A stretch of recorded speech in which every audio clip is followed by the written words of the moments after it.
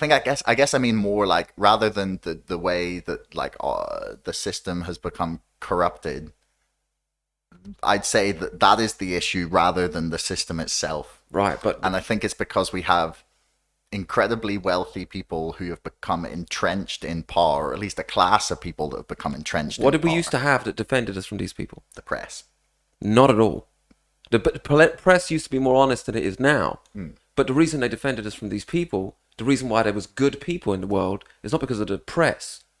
People are inherently evil. You said it yourself. Like people. Oh, I know. I don't believe it. People are inherently evil. The Bible says that people are inherently evil. Well, Jesus himself says, if you, being evil, know how to give gifts to your son, then how much will God give gifts to you? So Jesus is saying that there's something wrong with potentially with every human being, right? So the Bible doesn't say that everyone's great, etc., but we get, if we read the Bible and we have God in our lives, we do what God tells us to do.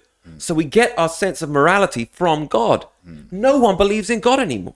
And our sense of morality is now whatever we make up. So we're trying to... You think that's genuinely it? We're trying to take God's place and say, we'll tell you what's good. Us men and women, we'll figure it out. And now we're cutting the genitals off 8-year-old boys, turning them to girls. We're cutting the genitals off 8-year-old girls, turning them into boys. We're giving them chemical castration, drugs, children, right? The amount of evil that we're doing now in society, in the name of good, this is all in the name of good. We love each other so much that we're taking children and we're going to give them drugs that we give to sex offenders. Do you aware of this? No. I didn't know about the drugs for sex. That's what they do. If you come in and you say, oh, right, okay, so puberty blockers. Okay, yeah. They're the drugs. If someone's a sex offender, they say, right, we're going to give you these drugs so you don't have any sex drive, etc., etc. We give them to 8-year-olds that are confused. Did they give them to Alan Turing? I have no idea who that is. But what I'm saying to you... It's the guy from The Imitation Game. The film of Benedict Cumberbatch. He's the guy who cracked the Enigma code. Let me check. Right, okay. Let me check if they did give it to him, actually. But the way I like to explain it to people like this, it's like the world is a dark place now, right? Yeah. But darkness is not an affirmative force. It simply reoccupies the space vacated by the light, right? You can't turn on the darkness. You can turn on the light. Do you see what I'm saying? Yeah. Like the light has gone out of the world and that's why the darkness is coming in. The light used to come from our belief in God, and we used to get our morality from God. We're trying to replace God. I say we got better ideas than the Bible. We're now going to say what's good. And this 8-year-old boy is stuck in a girl's body or whatever. And we're going to cut him up and we're going to change them around. And if you don't agree with this, you're a bad person. That's the way it is. The Bible says that in the end, towards the end, there will be a time when good is thought of as evil and evil is thought of as good. I'm against taking an 8-year-old, cutting him up, giving him drugs. I'm evil. You understand? But if you're doing that, you're a doctor that takes an 8-year-old and switches their gender around because they're confused, you're good. How many? Right. We're there. Yeah. We're here right now. Okay. I very much like. I'm very sympathetic to your point, but like, what percentage of people do you think are cool with it? Because like, what do you mean? I have never ever met, and maybe I'm naive or sheltered or many. I've never met anyone who would be totally comfortable with giving 8-year-olds puberty blockers. Like never. I have never met any. Like I've met many people who are very like. But they don't say trans rights, whatever exactly nothing. that means. But like, how many people you had talk about this before, like me, like outraged? That they won't be publicly outraged because the world will hate you if you think like me. The world will hate you if you think like me. And the more I've started living my life for God, doing the things God tells me to do, the more the world has hated me. It hates me. And the Bible says this is true. They say if you follow God, the world's going to hate you. And I'm like, yes, sir. Correct again. Like my life has become way more difficult since I started going with what God tells me is right, not what I think is right. Like you don't have to get far into the Bible before this world hates you. That's why I keep going.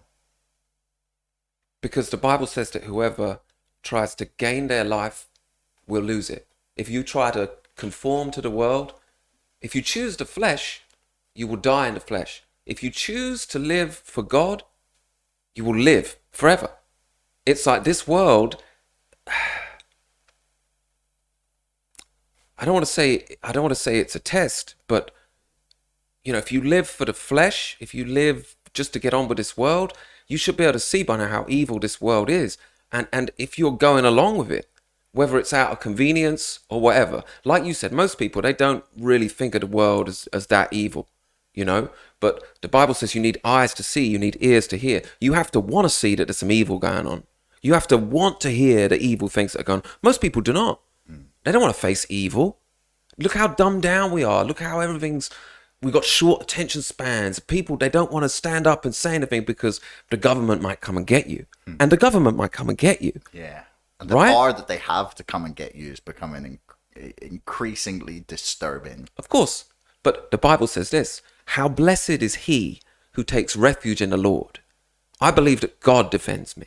I believe that God is keeping me safe in this world. So if I truly believe in an all-powerful God, how safe am I if I truly believe in God? Oh, you're sweet then, man. Right.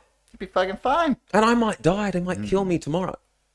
Easily. That could happen to me. Of course. If God allows that to happen, then so be his will. Because he's in charge. Bad things happen to good people all the time. Listen to Bob Marley. You think he got cancer in the toe? Bob Marley will tell you all this 20 years ago. Bob Marley's saying, listen, this is the way the Bible works. This is the way the world works. And what was Bob Marley talking about? Love. It's all about love. It's all about peace. It's all about harmony. Oops, he got cancer in the foot at 40 years old. You look at the people that actually go out and they try and do good. A lot of them die in very fishy circumstances, almost straight away. But like I said, the Bible says if you lose your life for Jesus' sake, you'll gain it. So what's really happening to these people? They're dying in this world, this evil world, and they're going to heaven with Jesus forever. So who's winning? We killed Bob Marley. I mean, they killed Jesus to win, right? The bad guys. We're going to kill him and we're going to win. That got rid of him, didn't it? Did it? It's just... Did it?